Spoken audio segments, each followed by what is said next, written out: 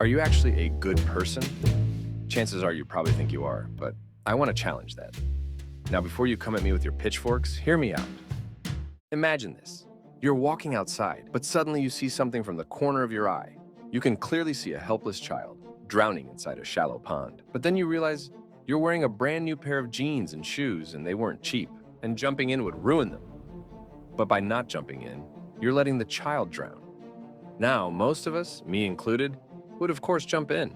After all, comparing a child's life to such material possessions is nonsense. I am of the point of view that life is the most valuable treasure we have. To save one for such a small cost is a no-brainer. Of course we would jump in. But here's the twist.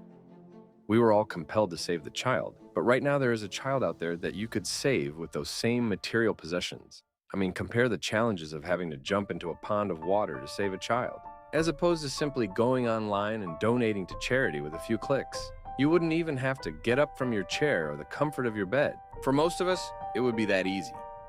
Now imagine this. If you were a child living in a war-torn country, or perhaps a child laying in a hospital bed inflicted with a curable disease where each individual cure doesn't even cost $1, and you knew that there were people living somewhere else in the world that would buy hot drinks in the morning for 10 times less than that, how would you feel? This is the drowning child experiment coined by ethicist and philosopher Peter Singer. Singer argues that just as we would feel compelled to save the drowning child, we have a similar obligation to help those in need around the world. The situation is just as dire for some people. There are a staggering 1 billion people living in poverty. Among them, more than 500 million are children. Think about it. The average pair of shoes can cost around $100. With $100, Save the Children, a charity that focuses on improving the lives of children through education, healthcare, and emergency response programs, could provide a whole month's worth of life-saving nutrition to 3 malnourished children. That money would be nothing short of saving dying children from hunger.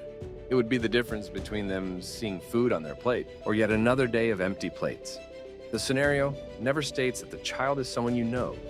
When given the opportunity to save a life, why should it matter that they are a stranger? Why should the distance or nationality of our homes get in the way of providing help when making a difference to those people is so easy?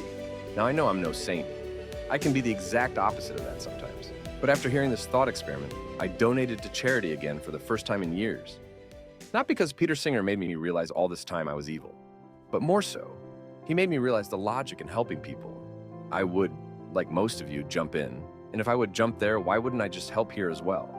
Don't get me wrong, I'm not here to tell you to do the same. It's your life. You can do exactly what you want with it. If I would ask anything, maybe let me know what you thought of the video. As always, thank you for watching.